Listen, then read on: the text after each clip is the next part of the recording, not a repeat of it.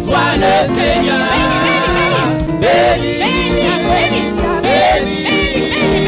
Béni, sois le Seigneur. Depuis le soleil levant. Jusqu'à son couchant. N'arrêtons pas de bénir le nom de notre Seigneur. Il est le même hier, aujourd'hui, éternellement. Il est notre sauveur. Il est notre maître. Il est tout pour nous. C'est grâce à lui si nous sommes là ce matin. Amen. Bénis le nom du Seigneur. Il n'y a pas d'autre comme lui. Il n'y a pas d'autre comme lui. Jusqu'à son couchant. Que le nom de notre Papa soit béni. Sois béni.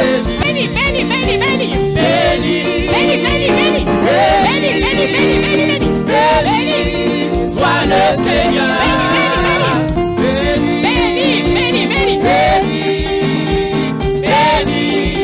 Sois le Seigneur. Depuis le soleil levant. Jusqu'à son couchant. Alléluia. Que le nom de notre Seigneur soit magnifié. Allez, béni.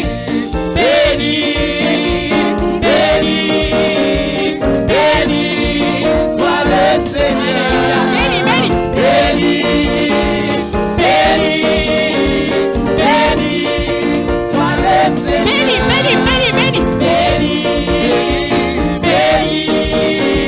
Béni. Sois le Seigneur. Bénis le nom du Seigneur. Béni soit le Seigneur. Depuis le soleil levant jusqu'à son couchant. Que le nom du Seigneur soit béni.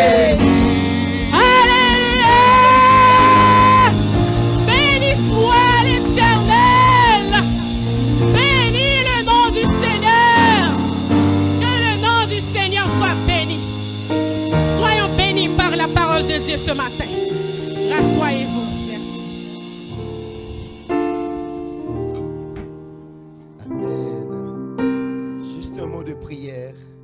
Cher Seigneur, nous te louons, nous t'exaltons. Merci de ce que tu nous as permis d'être ici ce matin pour te louer, t'adorer et dire que ton nom soit béni. Père Saint, nous voici au moment d'entendre ta parole. Prions, Père, que cette parole puisse faire place, trouver place dans notre cœur pour nous aider à grandir en toi, au nom de Jésus. Amen. Merci, Seigneur. Je remercie le Seigneur de ce qu'il me donne le privilège d'être ici. Mais ce matin, je vais faire quelque chose de différent. Je veux quelque chose de différent. Pourquoi est-ce que je le fais? Je vais le faire. L'église s'appelle l'église évangélique Béret. Église parce que nous sommes de ceux que Jésus a appelés en dehors du monde. Ecclésia. L'église, c'est tous ceux-là qui acceptent le Seigneur et que le Seigneur les a mis à part. C'est ce qu'on appelle la sanctification positionnelle. Parce que nous sommes des mis à part. Nous ne faisons pas partie du monde, bien que nous soyons dans le monde, mais nous ne sommes pas du monde. Ça veut dire que nous n'embrassons pas les valeurs du monde. Mais l'apôtre Paul va nous le dire d'une autre manière beaucoup plus frappante. Et nous sommes une église évangélique. Les évangéliques se distinguent par l'accent qu'ils mettent sur la parole de Dieu. L'accent qu'ils mettent sur l'obéissance à la parole de Dieu. Presque tous les évangéliques, voici leur position par rapport à la Bible. tous les évangéliques acceptent la Bible de manière littérale. Dans le sens que ce que la Bible dit, c'est ça. L'approche évangélique de la Bible, c'est d'accepter en tout premier lieu la parole de Dieu de manière littérale. Maintenant, une fois que nous disons cela, est-ce que ça veut dire qu'il n'y a pas des portions symboliques de la Bible? Mais bien sûr. Mais l'accepter d'abord de manière littérale nous permet mieux de distinguer ce qui est symbolique. Donc comme ça, quand nous allons voir en Apocalypse, il y a une étoile qui tombe du ciel et qui empoisonne un tiers des eaux de la terre, eh bien nous comprenons que ça c'est un symbole. Parce qu'on définit la terre comme la plus petite de toutes les planètes du système solaire. Un exemple. Le soleil, c'est l'étoile qui est la plus proche de la terre. Eh bien, c'est montré scientifiquement. Si on devrait remplir le soleil de la terre, vous savez combien de terre il faudrait pour remplir le soleil? Près de 1,3 million. Près de 1,3 million terres il faudrait pour remplir le soleil. Ça vous donne une idée de notre petitesse. Et il y a même des étoiles qui prendraient des millions de soleils pour les remplir. Donc, ça nous donne une idée. Quand Apocalypse dit il y a une étoile qui tombe dans la mer et qui tue un tiers des êtres vivants dans la mer, nous comprenons que ça, c'est un symbole. Quand la Bible dit les arbres battent des mains, nous comprenons que c'est symbolique. Parce que les arbres n'ont pas de mains et que les étoiles chantent. Nous comprenons que ça, c'est symbolique. Mais pour les comprendre symboliquement plus facilement, il faut d'abord accepter la Bible de manière littérale et nous confier là-dessus. Maintenant, nous sommes une église évangélique Béré. Pourquoi nous nous appelons Béré? C'est parce que quand nous allons à notre adresse biblique, est-ce que vous connaissez l'adresse biblique de l'église Béré? Qui connaît l'adresse biblique de l'église Béré? Acte 17, 11. C'est l'adresse biblique. C'est là que nous apprenons que les gens de Béré avaient des sentiments plus nobles que les Juifs de Thessalonique.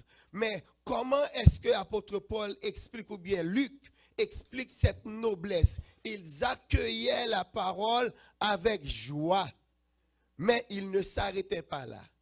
Chaque jour, ils allaient dans la Bible. Et savez-vous quelle Bible qu'ils avaient? Les gens de Béré. Ils avaient la version Septante en grec. Parce que la version Septante, c'est l'Ancien Testament en grec. C'est la version grecque de la Bible hébraïque. C'est cette version qu'ils avaient. Et la Bible dit, est-ce que c'est une fois par semaine? C'est une fois le mois? Non. C'est chaque jour. Ils écoutaient Paul et Silas et ils allaient dans la parole. Donc, la question que je me pose ce matin, pourquoi consulter constamment la Bible?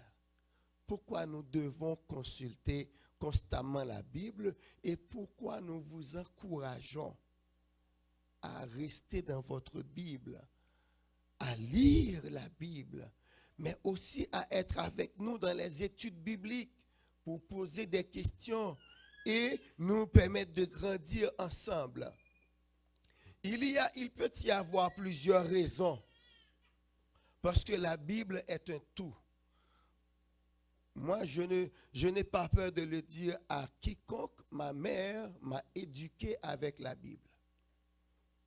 C'est avec la Bible que ma mère m'a éduqué. Il y a des gens qui ont appris à lire avec la Bible. Il y a des communautés africaines. Ils n'ont que la Bible. C'est le seul livre qu'ils ont. Et c'est avec ça que les gens apprennent à lire. Donc la Bible, c'est un tout. Système de formation, système d'éducation, système d'instruction. On peut y aller pour diverses raisons. Mais en tant qu'Église, je vous encourage à connaître votre Bible. L'une des raisons, et je vais vous donner 2 illustrations. J'avais demandé à Dieu de m'en donner beaucoup plus, mais il n'y a que 2 qui me sont tombées sous les yeux.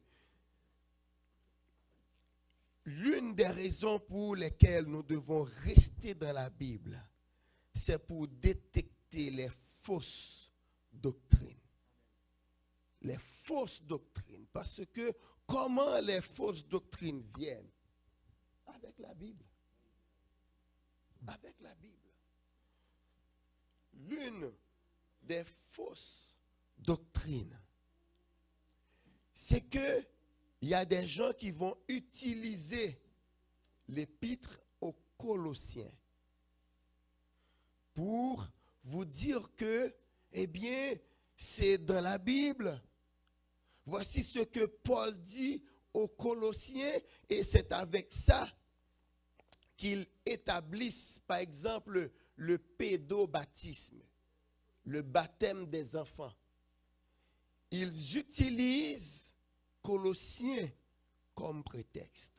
Et ils disent que c'est le baptême qui remplace la circoncision. Car Paul le dit. Qu'est-ce que Paul dit en fait? Et je vais vous demander de le lire avec moi. Colossiens 2, versets 10 à 12. C'est le texte qu'ils prennent pour dire que c'est le baptême qui remplace la circoncision. Donc voilà pourquoi maintenant, au lieu de circoncire les enfants, on les baptise. Vous allez voir avec moi si vraiment Paul donne cet enseignement dans Colossiens 2, versets 10 à 12. Pouvez-vous lire avec moi? Pouvez-vous lire ensemble? Lisons ensemble. Vous avez...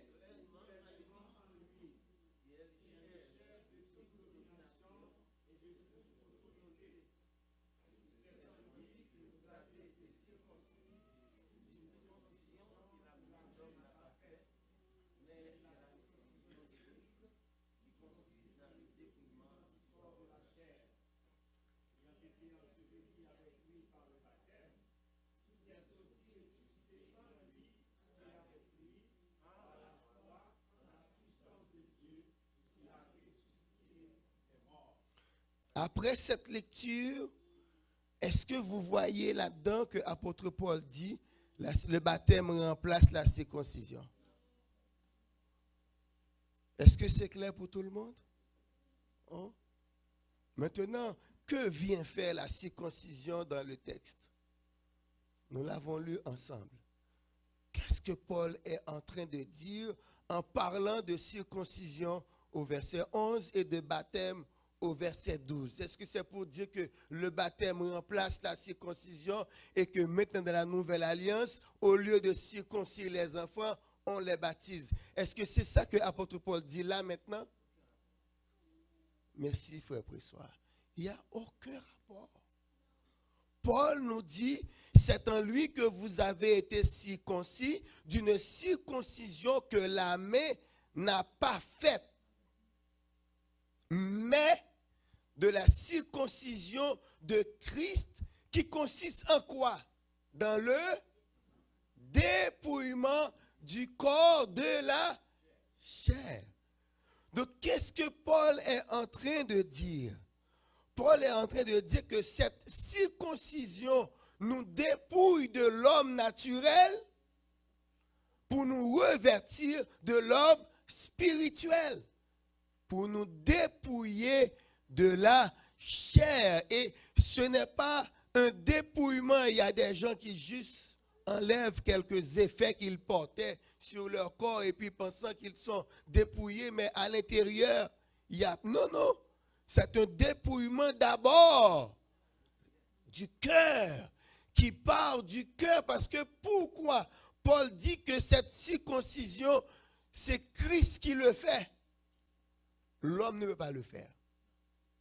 Hein? C'est une circoncision qui consiste dans le dépouillement du corps de la chair. Cette chair qui nous pousse, cette chair qui nous donne des désirs contraires à l'esprit. Hein? Cette chair qui veut nous emmener loin de Dieu. Cette circoncision est la transformation de l'homme naturel en homme spirituel. Dans 1 Corinthiens 2, verset 14, Paul va nous dire, mais l'homme animal ne reçoit pas les choses spirituelles. 1 Corinthiens 2, 14. Est-ce que quelqu'un peut le lire pour moi? 1 Corinthiens 2, verset 14. Je veux faire cette prédication sous forme d'étude ce matin.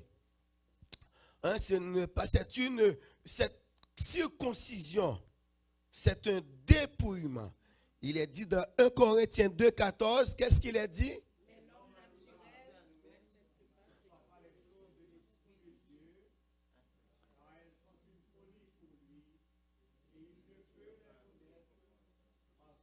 C'est spirituellement. Voilà pourquoi Paul parle de cette circoncision. Cette circoncision dont il est question en Colossiens 2, verset 11, c'est une circoncision qui nous dépouille de l'homme animal, parce que si on reste animal, on ne va rien comprendre des choses de Dieu. Voilà pourquoi les gens, quand ils abordent l'évangile avec dans son aspect philosophique, dans son aspect intellectuel, ils ne comprennent rien. Vous allez entendre des gens qui ont étudié la Bible. Oh, ils connaissent la Bible par cœur. Mais quand ils vont commencer à expliquer ce qu'ils ont étudié, alors, mais ils ne comprennent rien. Oui, ils le sont. Oui, parfois, ils sont malhonnêtes, nos dix frères pressoirs. Parce que l'homme animal ne peut pas recevoir les choses de l'Esprit de Dieu. Et Paul va expliquer plus bas, quand deux hommes parlent, ils peuvent se comprendre parce qu'ils partagent le même esprit. De même aussi, quand deux animaux parlent, ils se comprennent. Parce que les animaux partagent la même espèce, ils sont de même espèce. Ils se comprennent entre eux. Ils se comprennent entre eux. Quand la poule veut appeler sa courvée, elle pousse un picotement. Et tous les poussés, quand il y a un danger, la mère poule pousse un cri. Et tous les poussés viennent sous ses ailes. Parce que les poussés comprennent le langage de leur maman. Mais un petit chien, ce n'est pas pareil. Le petit chien ne comprend pas ce que la poule veut dire. Mais le petit chien comprend le langage de sa maman chienne. Et de même pour tous les animaux. Mais nous autres aussi, parce que nous avons l'Esprit de Dieu en nous, eh bien, quand nous avons reçu cette circoncision de Christ, ça nous dépouille de l'homme de la chair, eh bien, ça nous permet de comprendre les choses de l'Esprit de Dieu. Et il dit, et pourquoi aussi il parle de baptême? Il dit, ayant été enseveli. Et là, il vient avec le symbolisme du baptême. Le baptême symbolise la mort avec Christ, l'ensevelissement avec Christ, mais aussi la résurrection avec Christ. Ayant été enseveli avec lui par le baptême, vous êtes aussi ressuscités en lui et avec lui par la foi en la puissance de Dieu qui l'a ressuscité des morts. Nous trouvons aussi d'autres, on parle de dépouillement dans la Bible, mais ici c'est réellement un dépouillement qui nous permet de pouvoir comprendre ce que Dieu a pour nous. Et il dit, parce qu'on juge spirituellement les choses de Dieu, mais au verset 15, Paul dit, l'homme spirituel au contraire juge de tout et il n'est lui-même jugé par personne.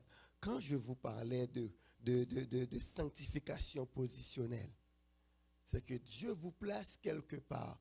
Vous pouvez regarder, vous pouvez comprendre et vous pouvez émettre des opinions sur beaucoup de choses qui se passent dans le monde. Mais vous-même, les gens peuvent vous voir et ne vous comprennent pas. Les gens ne vous comprennent pas. Pourquoi est-ce que vous êtes dans la peine, mais vous chantez? Les gens ne comprennent pas ça. Pourquoi est-ce que malgré là où vous allez adorer, ce n'est pas l'endroit le plus huppé du monde, mais vous y allez pareil, parce qu'il y a quelque chose que vous ne pouvez trouver nulle part ailleurs. Les gens ne comprennent pas ça. Les gens ne comprennent pas. Mais cependant, la Bible dit, parce que c'est spirituellement qu'on juge ces choses. Il y a une deuxième raison pour laquelle je vous encourage de rester dans la parole de Dieu. Parce que une personne peut être bien intentionnée et il vient vers vous. Vous êtes dans un problème, vous lui expliquez le problème et il prend la Bible pour vous aider à trouver une solution. Mais au fait, ce n'est pas ce que la Bible dit du tout, ce qu'il te dit. Par exemple, est-ce qu'un enfant rebelle est un enfant à bannir et à mettre dehors de la maison? Sœur Micheline a répondu non. Cependant, vous pouvez avoir maille à partir avec un enfant et puis vous expliquer votre situation à quelqu'un. La personne bien intentionnée peut vouloir vous aider à trouver une solution. Et là où il vous emmène, Deutéronome 21, versets 18 à 21. Ah bien, cherchez. Deutéronome 21, versets 18 à 21. Qu'est-ce que la Bible dit dans ça, dans Deutéronome?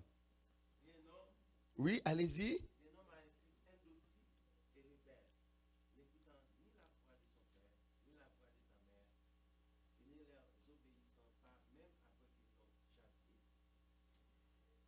Le père et la mère, on continue, le prendront et le mèneront vers les anciens de sa ville et à la porte du lieu qu'il habite. Ils diront aux anciens de sa ville, voici notre fils qui est indocile et rebelle, qui n'écoute pas notre voix et qui se livre à des excès et à l'ivrognerie. Verset 21. Et tous les hommes de sa ville le lapideront et il mourra. Point. Tu ôteras ainsi le mal du milieu de toi afin que tout Israël entende et craigne. Mais vous savez quoi?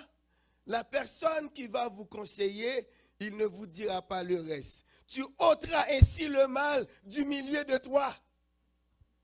Seulement après toi, il y a une virgule. Hein? Tu ôteras le mal. Et ainsi, parce que lui, et on va vous dire, il peut être là, il peut emmener les autres. Il peut être de mauvais garnement. On va vous conseiller. Mais il va oublier si après toi, c'est une virgule qu'il y a. Afin que, est-ce qu'on lit pour moi? Afin que, qui? entendent et craignent. Alors, si on veut vous appliquer ça, vous dire, voilà, la Bible vous donne raison. La Bible vous donne raison parce que c'est un enfant rebelle, c'est un enfant indocile. Voici comment la Bible dit, il faut le traiter. Est-ce que c'est ce que la Bible dit? Premièrement, allons dans le contexte. Où est-ce que nous trouvons ce texte? Non, où ça? Dans quel livre? Deutéronome. Quand est-ce que Moïse a présenté le Deutéronome? C'est après les 40 ans dans le désert. Quand Dieu a pris soin de détruire tous ceux de 20 ans et plus qui étaient sortis d'Égypte, parce que la raison de Deutéronome se retrouve en Nombre 14. Il faut lire Nombre 14 pour comprendre, pourquoi Dieu avait fait le peuple errer dans le désert pendant 40 ans.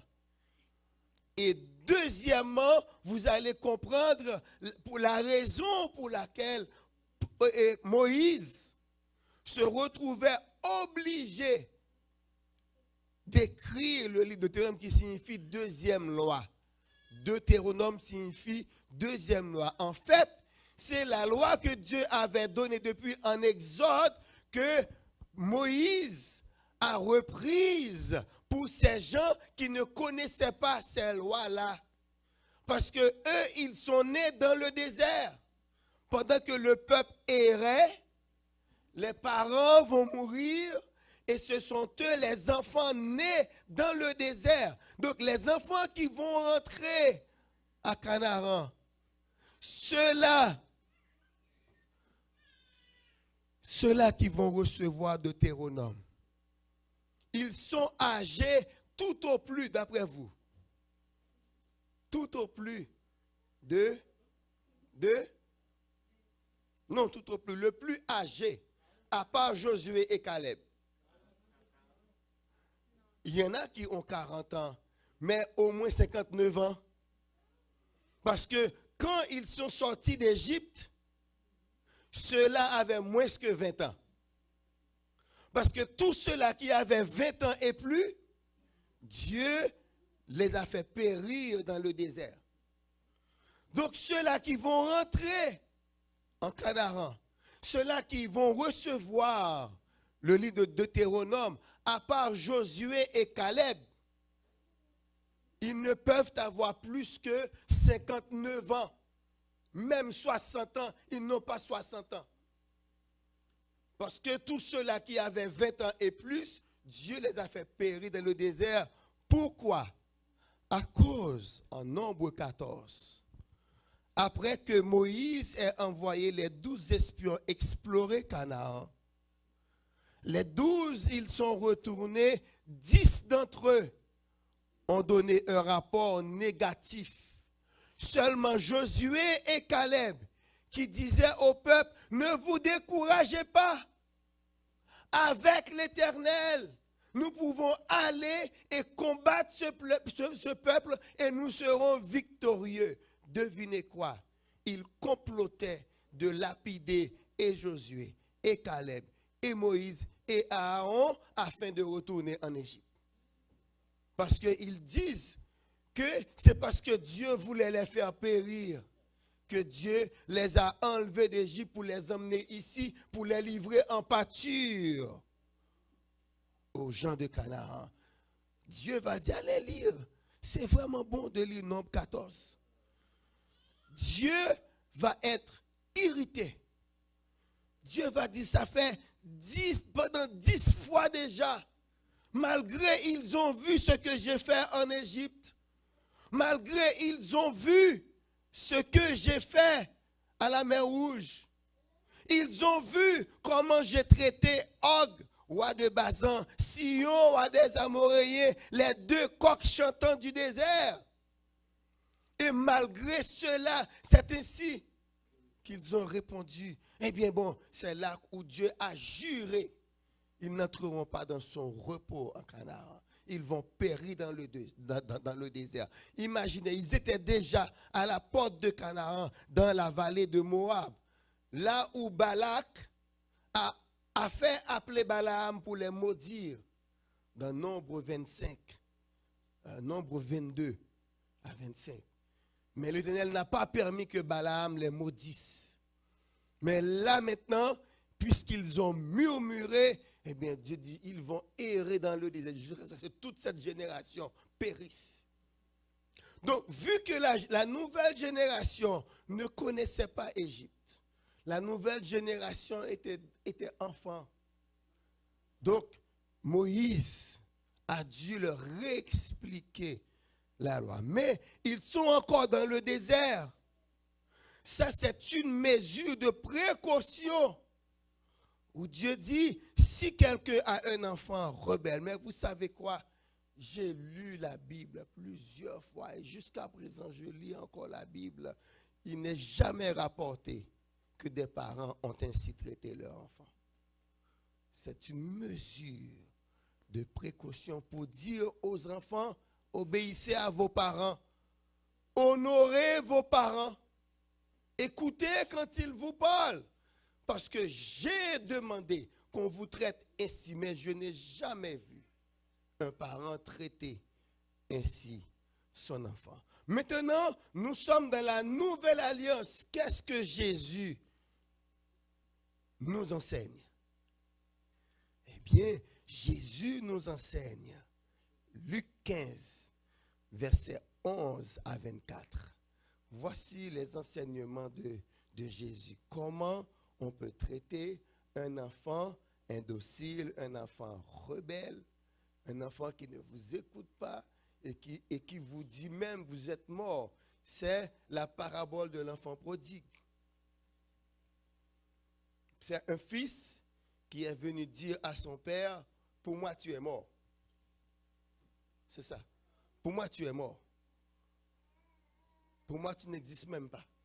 Donne-moi la portion de bien qui me revient. Ce qui ne se fait jamais. On partage les biens à la mort du dernier parent. Ce n'est pas à la mort du premier, à la mort du dernier parent. Là, on partage les biens. Mais si le père est encore vivant, aucun enfant n'a le droit, aucun enfant n'a droit sur son héritage. Et Paul va dire même quand tout appartient à l'enfant, mais il est enfant. Il dépend de ses tuteurs jusqu'à ce qu'il soit capable de prendre possession de ses biens. Mais cet enfant-là dit à son père, je ne te reconnais plus. Pour moi, t'es dead. Donne-moi ma part. Mais le père aurait pu dire, mais quelle part tu avais? Tu as déjà travaillé? Qu'est-ce que tu as acheté? Hein? Qu'est-ce que tu n'as rien? Tu n'as rien? Tout est à moi. Mais nous voyons ce père-là. Ok, tu le veux? Bon, tiens. Vas-y. Le père a acquiescé à la demande du fils. Et le fils est parti. Et quelle est la position du père? Il est resté en attente. Et maintenant, c'est pendant que le fils est parti, Jésus-Christ va expliquer le travail du Père, comment c'était reçu. Parce qu'à première vue, on va dire c'est un enfant qui n'a rien entendu, qui n'a rien compris. Il était là dans la maison, il n'a rien appris de ce que le Père l'enseignait. Est-ce que c'est le cas? Non. On va voir, car souvent, c'est quand les enfants sont loin qu'ils se rappellent des bonnes choses chez eux. Jésus-Christ nous dit, cet enfant, il n'était pas aussi rebelle que ça. Cet enfant observait son père. Cet enfant avait bien intégré les notions que son père l'enseignait. Qu'est-ce que là-bas, il se dit? Combien de mercenaires sont bien chez mon? Ça veut dire que mon père est un bon administrateur. Mon père traite bien ses travailleurs. Mon père, ce n'est pas un père qui prend l'argent du mercenaire, qui fait travailler quelqu'un sans prendre soin de lui. Mon père, c'est un bon entrepreneur. Mon père est juste parce que j'ai l'habitude de voir comment il traitait ses mercenaires. Ce n'est pas comme celui que j'ai là. Donc il a fallu qu'il laisse la maison pour voir en son père un bon administrateur, un bon gérant. Et puis il dit, je vais me lever. Je préfère être mercenaire chez mon père que de vivre ce que je suis en train de vivre là. Et Jésus-Christ dit, le père qui attendait son enfant, une fois qu'il l'a vu de loin, il est couru. Ça veut dire quoi? Ce n'est pas aux parents de couper les ponts avec les enfants. S'il veut partir, on le laisse aller. Mais il doit toujours savoir que la porte est toujours ouverte. Il doit toujours savoir, tu sais, la clé que tu as en main pour rentrer chez nous, il est toujours utilisable.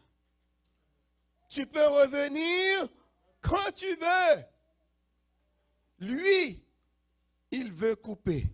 Mais ce n'est pas aux parents de couper les liens avec l'enfant. Pourquoi? Parce que si c'est lui qui s'en va, il peut retourner. Naturellement, quand les choses iront mal, il peut retourner. Mais si c'est vous qui lui demandez de partir, vous coupez les liens. Il ne reviendra pas.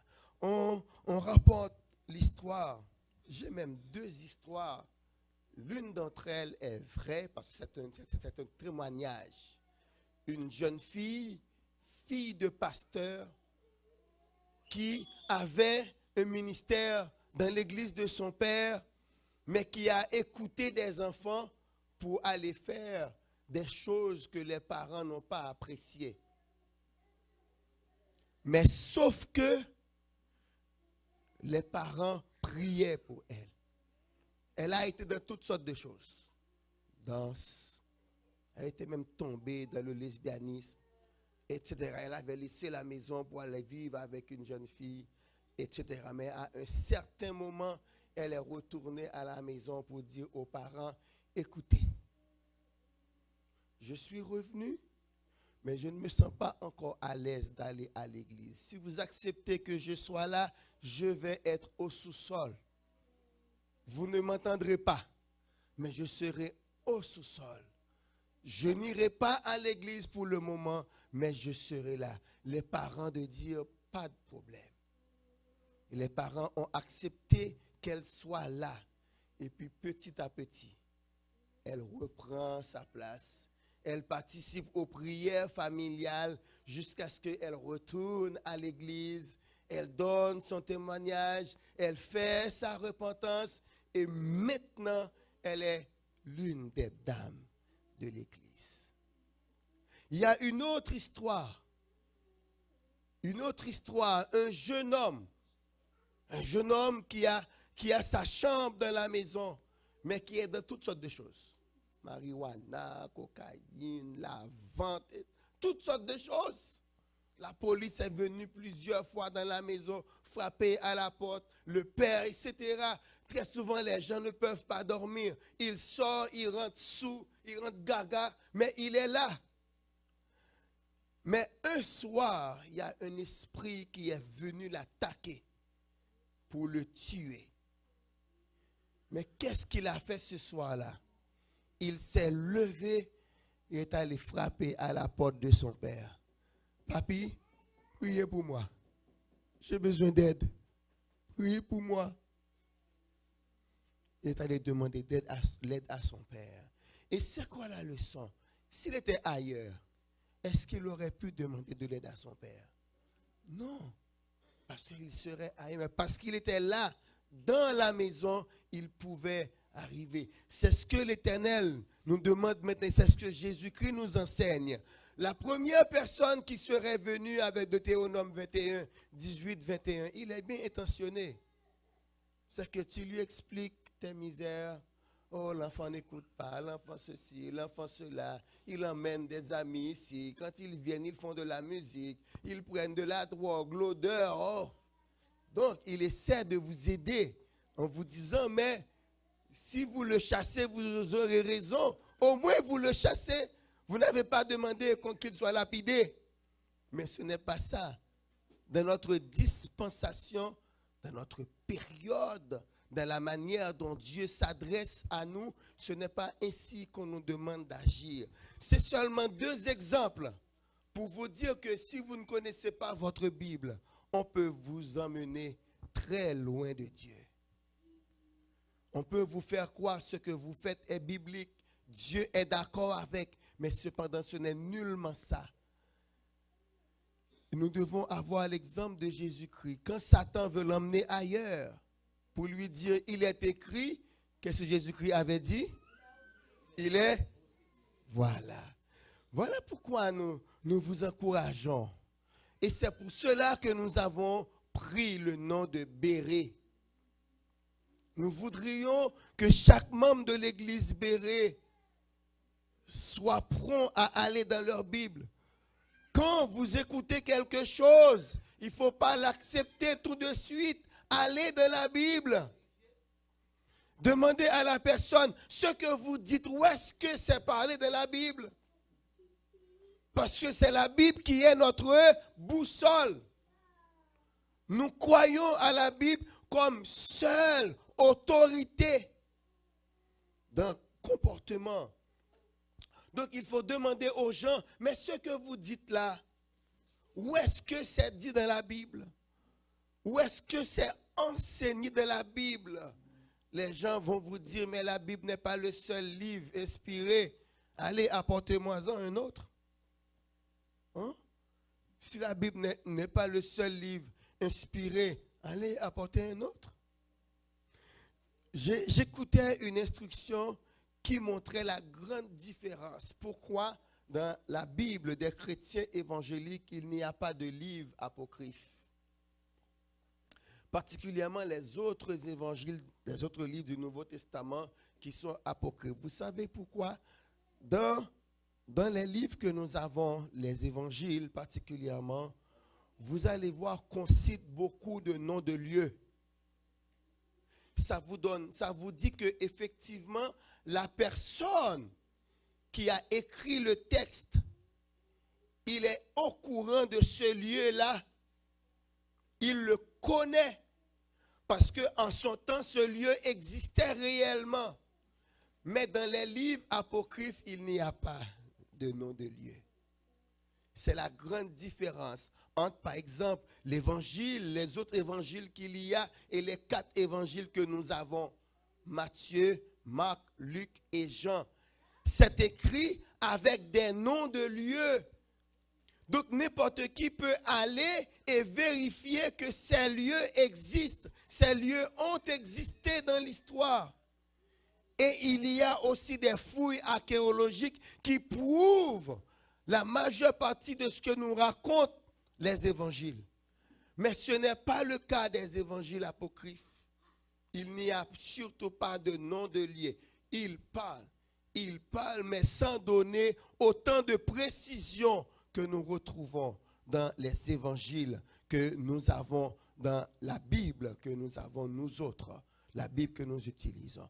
Alors, je vous encourage, Jean de Béret, à rester dans la parole. Quand quelqu'un vient vous dire quelque chose, demandez où est-ce que Dieu parle de ça dans sa parole. Avant de prendre une interprétation, rappelez-vous que la Bible s'interprète par elle-même. Les portions les plus difficiles sont expliquées par des portions plus faciles. Comme par exemple, nous avons pris Deutéronome 28, 18, 21. Mais Deutéronome 18, 21 s'explique par Luc 15, 11, 24. Pour dire oui, le Seigneur avait dit ça comme une mesure de prévention. Mais voilà maintenant ce que la Bible dit. Enfants, obéissez à vos parents selon le Seigneur, car cela est juste. Et vous, parents, n'irritez pas vos enfants. Donc la Bible s'explique par elle-même. Je vous encourage à rester dans la parole. Encore une fois, ne prenez pas quelque chose pour la vérité tant que vous n'êtes pas sûr c'est inscrit dans la parole de Dieu. Vous pouvez écouter qui vous voulez. D'ailleurs, il y a profusion de prédicateurs, profusion d'enseignants, profusion de docteurs. Profusion. Mais la manière dont nous pouvons tester ce qu'ils disent, c'est comme les gens de Béret. Allez dans la parole et vérifiez pour voir si ce qu'ils disent est conforme à la parole. Et ainsi nous serons enseignés. Mais voilà aussi une chose, la raison que je vous invite à aller dans la parole de Dieu. Vous savez quoi? Moi, c'est l'expérience que je fais toujours. Si j'ai une question qui me tenaille, je vais dans la Bible pour retrouver la réponse. Je ne trouve pas que ça. Dieu a toujours quelque chose de plus à nous enseigner. Je pense que tous ceux-là qui en ont fait l'expérience peuvent en témoigner. Dieu a toujours quelque chose de plus à vous enseigner. Et c'est pour cela que moi, quand je viens prêcher, j'aime que nous lisions la parole. Parce qu'il y a ce que je vais partager avec vous, mais il y a ce que le Saint-Esprit a à vous dire lui-même. Et parfois, c'est en lisant la parole que vous recevez votre bénédiction à vous avant même que le prédicateur ouvre la bouche. Voilà pourquoi j'aime que nous lisions la parole, afin que le Saint-Esprit vous parle, afin que le Saint-Esprit attire votre attention et que vous puissiez poser des questions au prédicateur pour lui dire, tu as dit ça, mais le Saint-Esprit a dit ça. J'ai vu quelque chose comme ça pour terminer. Je ne sais pas si vous avez une Bible d'études semeur chez vous. Si vous avez une Bible d'études semeur chez vous, allez à l'arrière dans les thèmes. Cherchez Samson. Vous allez voir tout ce qu'ils disent de Samson. Mais il y a une chose particulière, moi, j'ai cherché, qui ne se trouve pas dans la manière dont il présente Samson. Dans aucune de ces parties-là où il parle de Samson, ils ne disent que Samson agissait toujours sous l'onction du Saint-Esprit. Ce n'est pas là-dedans. Je dis, mais pourquoi cette partie si importante ne se trouve pas là? Pourquoi, oui, ils vont dire qu'ils vont citer Hébreux 11, 32, que Samson était un héros de la foi. Mais c'est tout. Ils ne vont pas vous dire pourquoi. C'est là, mais je dis, mais pourquoi ils passent sous silence? C'est une Bible d'études. Mais pourquoi dans cette Bible d'études, on parle des exploits de Samson, on parle de la vie de Samson, mais on ne dit pas, on ne relate pas comment Samson agissait toujours sous l'onction du Saint-Esprit. Ça va faire l'objet peut-être de mon prochain message avec vous. Et ça vous aidera à comprendre. Vous allez voir beaucoup de gens qui parlent, qui prêchent de Samson, ne mentionnent jamais à chaque fois. Pour tuer le lion, il était sous l'onction. Ils ne vous disent pas que depuis, dans chapitre 13, il est dit, le Saint-Esprit commence à l'agiter depuis à Tahanédon. Tahanédon, c'est où? C'était un poste militaire. C'est là, pendant que Samson regardait ce poste militaire, et c'est là que le Saint-Esprit commence à l'agiter. C'est comme quoi vous, quand vous voyez quelque chose, il y a des choses qui sont en train de bouillir en toi. Pourquoi il y a ça là? Tanédon, c'était un poste militaire. Et c'est là que le Saint-Esprit commence à agiter Samson. Et pendant tout le temps, quand il va à Timna, la Bible dit, ses parents ne comprenaient pas. Donc dans l'affaire dans l'opposition entre Samson et ses parents, ce n'est pas Samson qui était en tort. Comme je vous dis, cela peut faire l'objet de mon prochain message. Mais pour le moment, on va terminer. Rappelez-vous, quand vous écoutez un prédicateur, demandez-vous, est-ce que tout ce qu'il dit est conforme à la parole? Amen.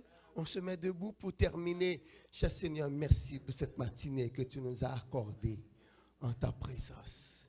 Merci pour la manière, Seigneur, dont tu as dirigé ta servante, Sœur Gerta Fleury, dans sa manière où il nous a conduit de l'adoration et de la louange.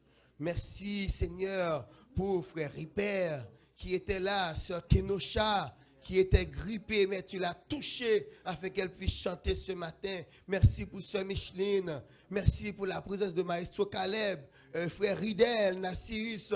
Merci pour la présence de Maestro Iral sur l'orgue. Merci, Seigneur, pour Makeder, ce jeune que tu as donné le talent de marquer les rythmes. Merci, Seigneur. Et merci pour chacun de nous ici présents. Merci, Père. Nous sommes certains que tu as béni ce matin. Au moins, tu as touché une personne. Nous sommes certains, Seigneur, il y a au moins une personne qui va retourner chez lui, Seigneur, sanctifié, qui va retourner chez lui, justifié. Au moins une personne va retourner chez lui, Seigneur, béni, guéri de ses maladies. Au moins une personne va retourner chez lui avec la certitude que ses dossiers sont débloqués. Au moins une personne ce matin, Seigneur, quelqu'un qui était en ligne, Papa va fermer son ordinateur avec, Seigneur, la certitude que tu vas rouler des pierres, que tu vas enlever des obstacles devant eux. Tout ce qui nous empêche de te servir, Seigneur, tu vas les enlever afin que nous soyons plus que vainqueurs et que nous vivions pour toi.